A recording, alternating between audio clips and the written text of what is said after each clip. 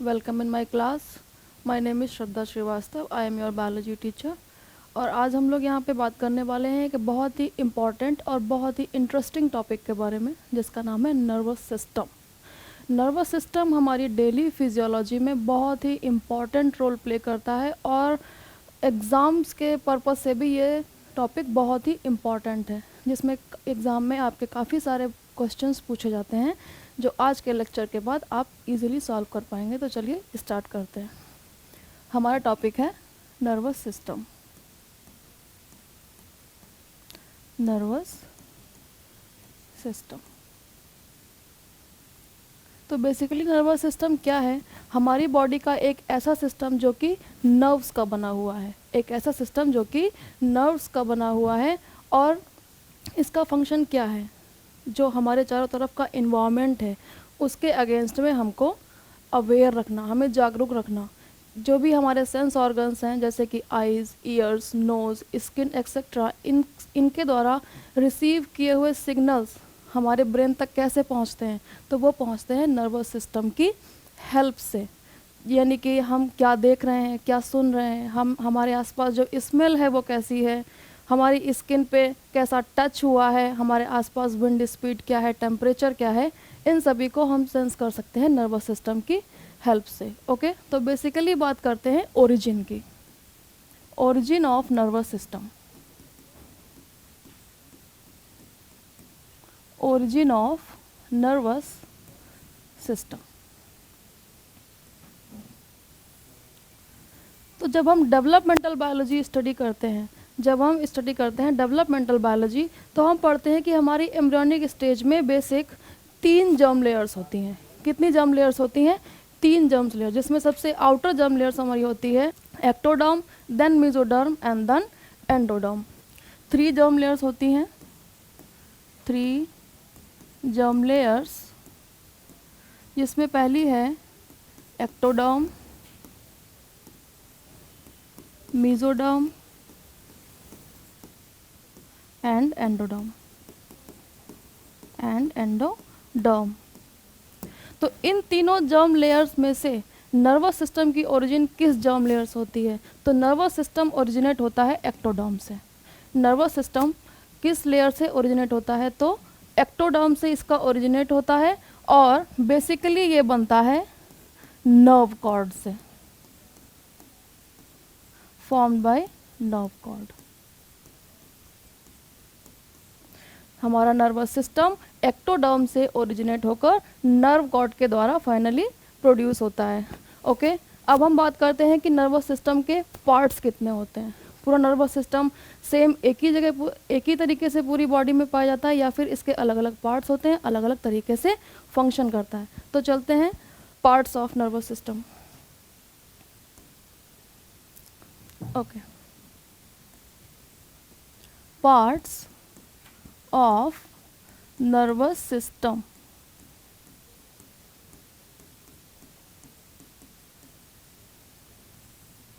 देखिए, nervous system क्या है?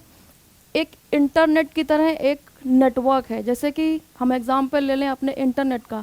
जैसे कि इंटरनेट एक वास्ट नेटवर्क है, वैसे ही नर्वस सिस्टम क्या है? एक वास्ट नेटवर्क है, जिसमें जो सेंट्रल सर्वर है, जैसे कि इंटरनेट में एक सेंट्रल सर्वर होता है जहाँ से सारी इंफॉर्मेशन स्प्लिट की जाती है, वैसे ही जो सेंट्रल सर्वर है किसका? नर्वस सिस्टम का. वो क्या है? ब्रेन. जो सेंट्रल सर्वर है वो ब्रेन है. और स्पाइनल कॉर्ड को मान लें कि इंटरनेट का एक केबल, जैसे कि इंटरनेट का एक केबल होता है जिसके थ्रू सारी चीज़ें कनेक्ट होती हैं, वैसे ही स्पाइनल कॉर्ड है. जो सेंट्रल सर्वर है वो ब्रेन है, और स्पाइनल कॉर्ड क्या है? एक केबल है जिसके थ्रू सारी की सारी इंफॉर्मेशन रिसीव की जा रही है और सेंड की जा रही है. और बाकी जो पेरिफेरल नर्वस सिस्टम है वो हमारे अलग अलग, जैसे कि कोई स्कूल होता है, उसमें एक प्रिंसिपल होता है और काफ़ी सारे टीचर्स एम्प्लॉयज़ होते हैं. तो प्रिंसिपल कौन है? ब्रेन. और जो इन्फॉर्मेशन रिसीव एंड सेंड कर रहे हैं, स्टूडेंट्स तक पहुंचा रहे हैं, वो कौन है? Peripheral nervous system. ओके, तो इसके कितने पार्ट्स हैं? 2 पार्ट्स हैं. एक को बोलते हैं CNS और दूसरे को बोलते हैं PNS. CNS हमारा है central nervous system.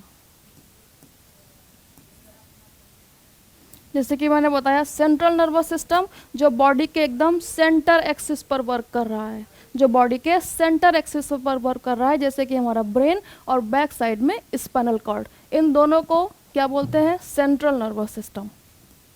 Brain and spinal cord. Central nervous system का फंक्शन होता है प्रोसेसिंग करना सिग्नल्स की और फाइनल डिसीजंस लेना। Okay, processing of signals, processing of signals and making decisions, and making decisions. Okay, फिर आता है peripheral nervous system, PNS.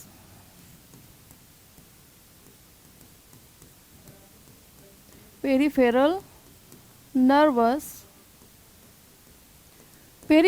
System क्या है? सेंट्रल नर्वस सिस्टम को छोड़कर, यानी कि ब्रेन एंड स्पाइनल कॉर्ड को छोड़कर नर्वस सिस्टम का अदर जो भी पार्ट्स है, जो हमारी बॉडी की पेरीफेरी के पर प्रेजेंट होता है, यानी कि अदर पार्ट्स में जो भी नर्वस सिस्टम हमारा वर्क कर रहा है except brain and spinal cord, वो सारा किस में आएगा? पेरिफेरल नर्वस सिस्टम में आएगा। Okay, all body parts except brain and spinal cord, brain and spinal cord। Okay, इसका फंक्शन क्या है? इसका फंक्शन क्या है? सेंस ऑर्गन्स से सिग्नल्स को रिसीव करना और सेंट्रल नर्वस सिस्टम तक पहुंचाना और वापस सेंट्रल नर्वस सिस्टम से सिग्नल को रिसीव करना और रिस्पॉन्स जनरेट करना। ओके, तो इसका फंक्शन है receiving signals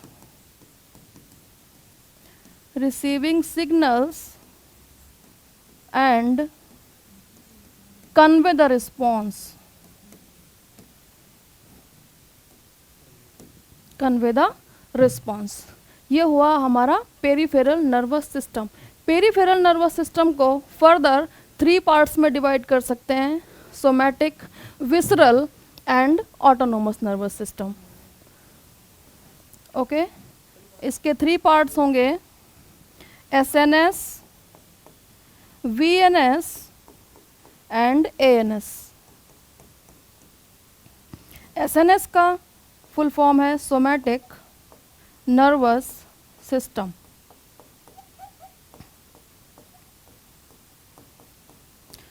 somatic nervous system हमारे स्केलेटल सिस्टम के साथ अटैच रहता है। सोमैटिक नर्वस सिस्टम हमारे attached with skeletal system, skeletal system. और जब स्केलेटल सिस्टम के साथ अटैच है तो इसका नेचर भी कैसा होगा? Voluntary in nature. Okay, voluntary in nature. VNS की बात करें तो इसका फुल फॉर्म है visceral nervous system, visceral nervous system. और ये अटैच होता है हमारी बॉडी के विसरल ऑर्गन से। विसरल ऑर्गन मतलब इंटरनल ऑर्गन, जैसे कि heart, kidney, intestine, liver etcetera, यानी कि हमारी बॉडी कैविटी में जो ऑर्गन्स प्रेजेंट हैं उनको हम बोलते हैं विसरल ऑर्गन। और वहाँ पर जो नर्वस सिस्टम फंक्शन कर रहा है उसको हम बोलते हैं विसरल नर्वस सिस्टम। तो ये होता है attached with visceral organs, visceral organs. Okay, और विसरल ऑर्गन्स की एक्टिविटी को क्या हम कंट्रोल कर सकते हैं अपने डिज़ायर के अकॉर्डिंग? नहीं कर सकते। तो ये नर्वस सिस्टम का नेचर कैसा होगा? Involuntary in nature. Okay, involuntary in nature. अब आती है ऑटोनोमिक नर्वस सिस्टम। ऑटोनोमिक मतलब ये खुद से काम करता है और इसके 2 मेन फेजेस होते हैं, एक सिंपैथेटिक और दूसरा पैरासिम्पैथेटिक। और ऑटोनॉमिक नर्वस सिस्टम इन दोनों फेजेस के बीच में शिफ्ट कर सकता है, फेज़ ए से फेज़ 2 में और फेज़ 2 से फेज़ 1 में। ओके, इसके भी दो पार्ट्स हो गए, सिंपैथेटिक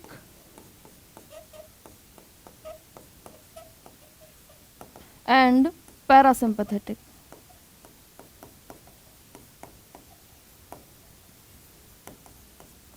इन दोनों का डिटेल्स हम लोग आगे देखते हैं और इन दोनों को बीच से डिवाइड करके देखते हैं कि दोनों में क्या डिफरेंसेस हैं और किन किन कंडीशंस में ये दोनों सिस्टम एक्टिवेट होते हैं। सिंपैथेटिक नर्वस सिस्टम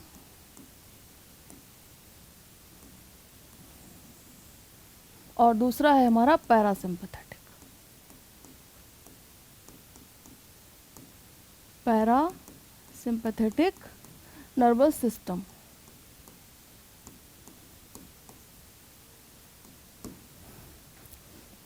इसको हम लोग ट्रिपल एफ सिस्टम भी कहते हैं।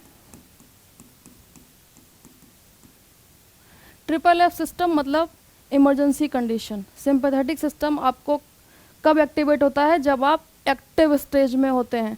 ट्रिपल एफ का मतलब है फियर, फाइट और फ्लाइट। फियर आपको कब लगेगा? जब आसपास का इन्वायरमेंट आपके अगेंस्ट में है, जब इन्वायरमेंटल कंडीशन ऐसी हैं जो आपके लिए सूटेबल नहीं है, तो जनरेट होता है फियर। और जब फियर जनरेट हुआ तो आपके पास सिर्फ दो ऑप्शन बचते हैं, या तो जो कंडीशन है उससे आप फाइट करें, या तो वहाँ से एस्केप कर जाएं, या फिर फ्लाइट, वहाँ से एस्केप कर जाएं। तो फियर, फाइट और फ्लाइट, ये तीन कंडीशंस में कौन सा नर्वस सिस्टम एक्टिवेट होता है? वो है हमारा सिंपैथेटिक नर्वस सिस्टम। और इस सिस्टम को बोलते हैं rest and digest system. Rest and digest system यानी कि जब हम रेस्ट कर रहे हैं, कोई भी एक्टिविटी शो नहीं कर रही है बॉडी, और उस समय हमारा डाइजेशन बहुत ही एक्टिवली पार्टिसिपेट करता है, तो इस सिस्टम को यानी कि पैरासिम्पैथेटिक सिस्टम कब एक्टिवेट होगा? जब हम रेस्टिंग कंडीशन में होंगे और उस समय हमारा डाइजेस्टिव सिस्टम बहुत ही एक्टिवली वर्क कर रहा होगा। तो इसके कुछ पैरामीटर्स हैं, आइए उनको देख लेते हैं।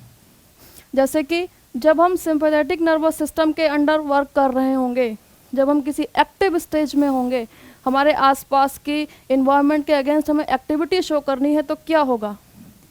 आइज़ की बात करें तो pupil dilation, pupil dilation, pupil जो है उसका डायलेशन हो जाएगा, क्योंकि इन्वायरमेंट हमारे अगेंस्ट में है, हमको बहुत ही एक्टिवली उसको ऑब्जर्व करना है, तो प्यूपिल का क्या होगा? डायलेशन होगा। ओके, और जब फियर की कंडीशन में है तो हार्ट रेट भी बढ़ जाएगा, हार्ट रेट इंक्रीज होगा, blood pressure increase, blood pressure increase. और जब हार्ट रेट और ब्लड प्रेशर इंक्रीज होगा तो ज़्यादा ऑक्सीजन की डिमांड होगी, तो हमारा ब्रीदिंग रेट भी बढ़ जाएगा, ब्रीदिंग रेट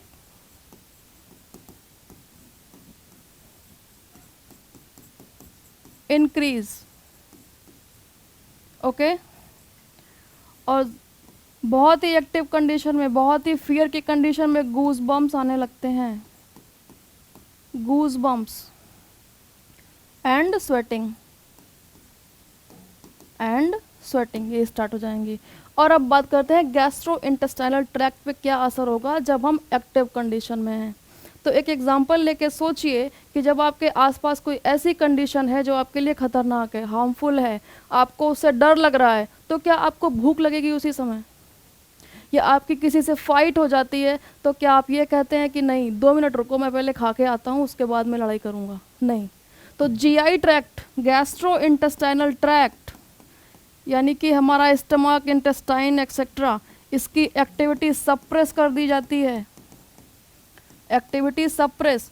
और आपने ऑब्जर्व भी किया हो, अगर कभी कोई किसी को किसी बात की चिंता है, या वो किसी भी चीज़ को लेके कंसर्न में है, तो उसको भूख प्यास लगना बंद हो जाती है। ये होता है क्यों? क्योंकि हमारा सिंपैथेटिक नर्वस सिस्टम उस टाइम एक्टिव होता है।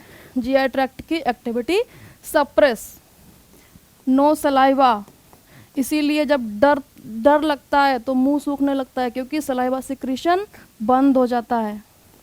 बाइल सिक्रीशन भी बंद। पैंक्रियाटिक जूस,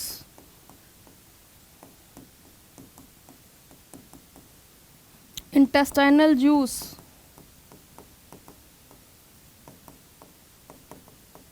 इन सभी का सिक्रीशन क्या होगा, रिड्यूस कर जाएगा। Secretion reduced. और ब्लड सप्लाई किसकी बढ़ाई जाएगी, ब्लड सप्लाई। सपोज कीजिए कि आप किसी से फाइटिंग कंडीशन में हैं तो सबसे ज़्यादा ब्लड की किसको ज़रूरत है, मसल्स को, तो सबसे ज़्यादा ब्लड सप्लाई होगी इनटू मसल्स। ये है किसके इफेक्ट्स, सिंपैथेटिक नर्वस सिस्टम के, जब आप एक्टिव कंडीशन में हैं। अब सारी कंडीशंस नॉर्मल हो गई हैं, अब आप रेस्ट करने जा रहे हैं, रेस्टिंग कंडीशन है। और आपने ऑब्जर्व किया होगा कि जब भी आप रेस्टिंग कंडीशन में होते हैं तो आपको बार बार भूख लगती है। खाली हैं, कोई काम नहीं है, बैठे हुए हैं, लेटे हुए हैं, बार बार भूख लगे जा रही है। क्यों? क्योंकि पैरासिम्पैथेटिक नर्वस सिस्टम एक्टिवेट होता है और ये प्रमोट करता है किसको, जीआई ट्रैक्ट के एक्टिवेशन को। ओके, तो जो इफेक्ट सिंपैथेटिक में है इसके जस्ट अपोजिट होंगे किसमें, पैरासिम्पैथेटिक में। तो आइज का प्यूपिल डायलेशन हुआ था, यहाँ पर प्यूपिल आपकी कैसी हो जाएगी, कॉन्ट्रैक्ट करके नॉर्मल हो जाएगी। Constriction and normal. Okay, heart rate, blood pressure, breathing rate, goose bomb, sweating, सब के सब डिक्रीज हो जाएंगे। सारे के सारे कैसे होंगे, डिक्रीज। क्या कभी ऐसा हुआ है कि आप आराम से लेटे हुए हैं और हार्ट रेट एकदम से बढ़ा हुआ है, बीपी बढ़ा हुआ है? नहीं, रेस्टिंग कंडीशन में ये सारे जो इफ़ेक्ट्स हैं वो नॉर्मल रहते हैं और डिक्रीज होकर अपने नॉर्मल कंडीशन में आ जाते हैं। अब बात करते हैं जीआई ट्रैक्ट की। वही बात, जब हम रेस्ट कर रहे होते हैं तो हमें ज़्यादा भूख लगती है, यानी कि GI tract active, GI tract हमारा एक्टिव होगा and promote hunger and digestion, promote hunger and digestion.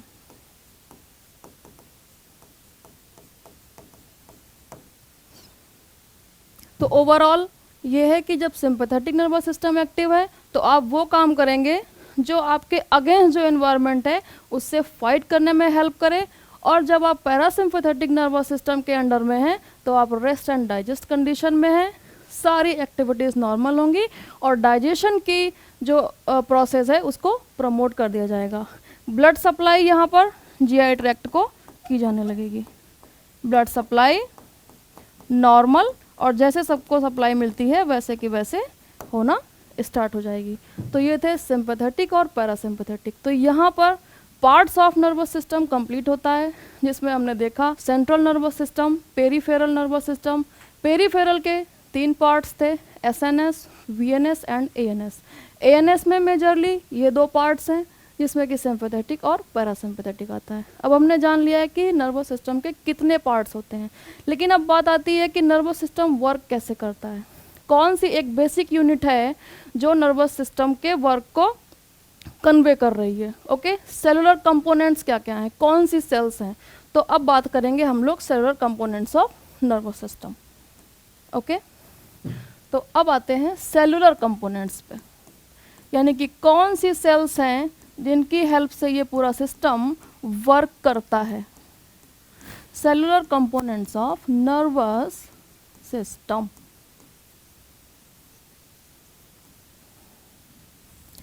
Cellular components, तो अगर बात करें बेसिक यूनिट यानी कि जो बेसिक सेल है वो होती है न्यूरॉन।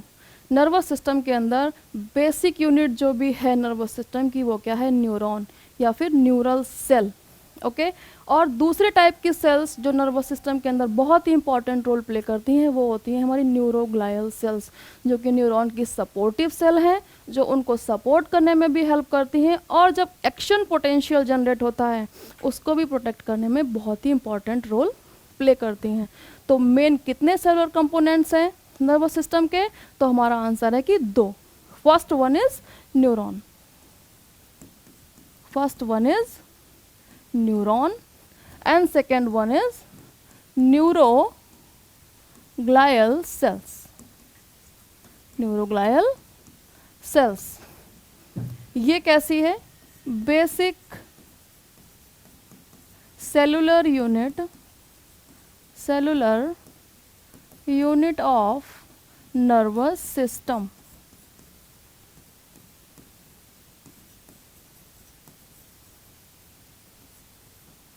और ये कैसी है? सपोर्टिव सेल्स हैं। Neuroglial cells are supportive cells. और एक चीज़ बहुत ही इंपॉर्टेंट है जो हमको याद रखनी है, न्यूरोग्लायल सेल्स का नंबर हमेशा 10 to 30 टाइम्स ज़्यादा होता है। किससे? न्यूरॉन्स से, हायर देन न्यूरॉन्स। क्यों? क्योंकि न्यूरॉन्स कभी भी डिवाइड नहीं करते। एक बार फॉर्मेशन हो जाने के बाद न्यूरॉन्स कभी भी डिवाइड नहीं करते हैं, क्योंकि उनमें सेंट्रोमियर नहीं होती है। ओके, उसमें न्यूरॉन्स कभी भी डिवाइड नहीं करते हैं। तो इन केस अगर इंजरी हो जाती है, इन केस अगर हमारे ब्रेन में या फिर हमारी स्पाइनल कॉर्ड में या फिर नर्वस सिस्टम के किसी भी पार्ट में कोई इंजरी हो जाती है, तो क्या होगा? उस स्पेस को कैसे फिल करेंगे? क्योंकि न्यूरॉन्स तो डिवाइड करेंगे नहीं, तो उस स्पेस को फिल करते हैं हमारे न्यूरोग्लायल सेल्स, और इनका नंबर 10 to 30 टाइम्स हायर होता है देन न्यूरॉन्स। ओके, अब हम देखेंगे न्यूरॉन्स के बारे में थोड़ी सा और इन्फॉर्मेशन देखेंगे। क्या न्यूरॉन्स सिमिलर होते हैं जैसे कि हमारी बॉडी की दूसरी सेल्स होती हैं, या फिर इनका कुछ डिफरेंट स्ट्रक्चर है? तो न्यूरॉन्स सिमिलर ही होते हैं, जैसे कि सभी बॉडी सेल्स में plasma membrane, nucleus, cell organelles etcetera, cytoplasm, ये सभी न्यूरॉन्स में भी पाया जाता है। लेकिन न्यूरॉन्स के प्लाज्मा मेम्ब्रेन में स्पेसिफिक ब्रांचेस पाई जाती हैं, जिनको हम डेंड्राइट्स एंड एक्सॉन्स कहते हैं। बस यही एक स्पेसिफिक स्ट्रक्चर है किसका? न्यूरॉन्स का। These are similar sales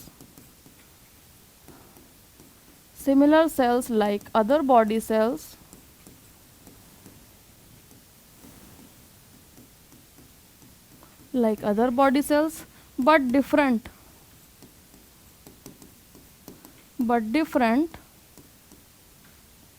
because they have branches called axon and dendrites. Axon and dendrites. Okay, अब हम देखते हैं एक डिटेल स्ट्रक्चर कि न्यूरॉन हमारी देखने में कैसी लगती है। Okay, structure of neuron. तो बेसिक स्ट्रक्चर की अगर बात करें तो न्यूरॉन हमारी कुछ इस टाइप से दिखती है।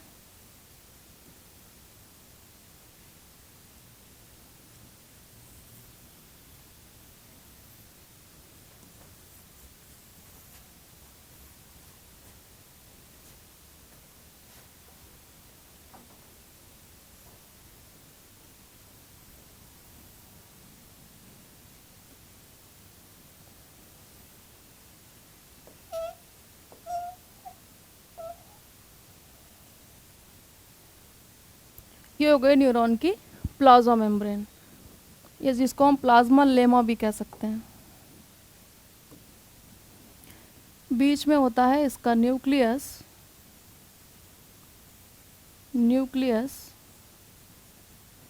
और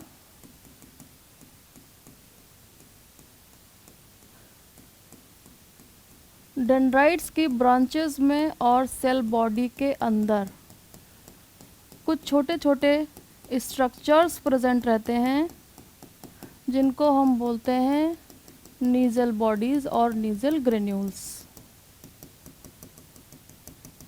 नीजल बॉडीज और नीजल ग्रेन्यूल्स।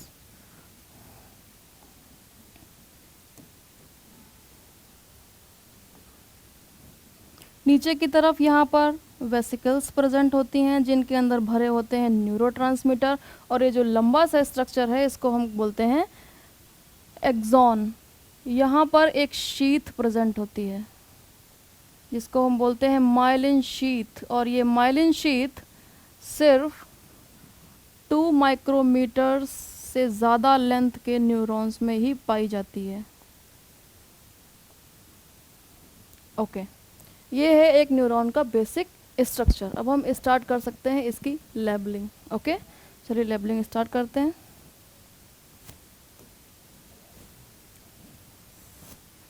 ये है इसकी plasma membrane, plasma membrane, okay, जिसमें ब्रांचेस हैं और इन ब्रांचेस को हम बोलते हैं डेंड्राइट्स। डेंड्राइट्स ये है हमारी नीजल बॉडीज जो कि रेड कलर से मार्क्स हैं, नीजल्स बॉडीज, या हम इन्हें नीजल्स ग्रैन्यूल्स भी बोलते हैं। नीजल्स ग्रैन्यूल्स बेसिकली क्या होते हैं? Rough endoplasmic reticulum plus ribosomes. Rough endoplasmic reticulum जो कि प्रोटीन सिंथेसिस के लिए रिस्पॉन्सिबल है, और राइबोसोम्स भी जो कि प्रोटीन सिंथेसिस के लिए रिस्पॉन्सिबल होते हैं। इन दोनों के मिक्सचर ये ग्रेन्यूल्स के फॉर्म में प्रेजेंट होते हैं जिनको हम नीजल्स बॉडीज़ कहते हैं। तो अगर बात करें कि न्यूरॉन की प्रोटीन फैक्ट्री कौन है, तो आंसर होगा नीजल्स बॉडीज़। ओके, ये है इसका साइटोप्लाज्म।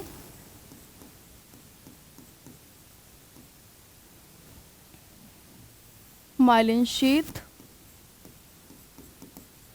Myelin sheath,